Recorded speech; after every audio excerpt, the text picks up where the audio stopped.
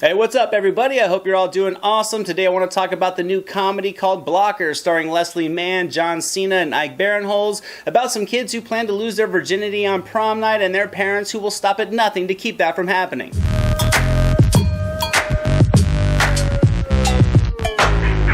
Now, we all remember our first time, guys. Hopefully, at least, it was somewhat magical, somewhat awkward, a little bit clumsy, a lot of bit fun. If you didn't have to pay for it, it could have been the blossoming start of young love. So we can all relate to kids growing up and approaching having sex for the first time with someone actually there with them. And of course, as we get older, many of us start to have kids of our own. We can slowly start to lean over to the parent side and really connect with their views on this time in their kids' lives, not necessarily being so magical for them and actually being quite terrifying for a variety of reasons. So I think for that aspect, this film really had two strong angles of relatable material to pull humor from. Now, one of the most featured sequences in the promo material for this movie shows John Cena basically shoving a beer bong up his ass, so you should know pretty much what to expect. It's raunchy humor, not comedic gold. The subject matter is absolutely crude, but it's frequently clever enough with its delivery. There should be no doubt that comedies like these are going to be relentless with the jokes. Some moments aren't going to land. There's going to be loads of forced comedic attempts, but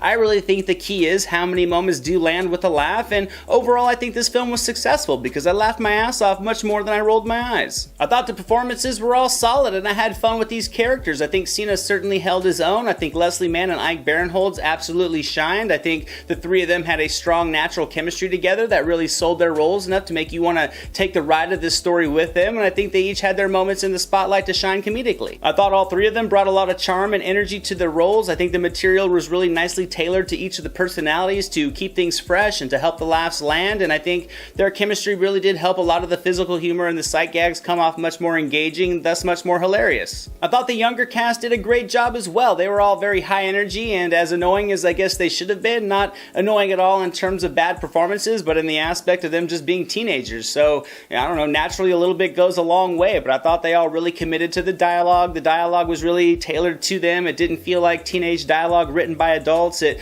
really helped the laughs land, and I think they blended together with the older cast to really keep a nice balance between the two different angles of humor in the movie. I thought the story was grounded enough to connect with as far as real life situations, and from there the over-the-top raunchy humor does the rest. I think the journey throughout the night following these parents trying to track down their kids was overall a fun time, and it really kept you guessing with what was coming next. It brings in some fun side characters to kind of splash in doses of humor, and over the night a lot of different scenarios keep coming. It keeps things moving. The dialogue was funny. It was pretty well timed, and there were some forced joke attempts, but there were also some subtle lines that just had me rolling on more than a few occasions. On the downside, it was a little bit long. It could have been cut by about maybe 15 minutes to kind of tighten the pace up a little bit. I think films like these can often easily wear out their welcome and get tiresome after a while, but this one really hit the end credits just in time to prevent the film from expiring past the entertaining into the area of just overall fatiguing. It doesn't reinvent the wheel. It takes a routine story template that could easily be a teen romance drama and just turns it into a raunch comedy with some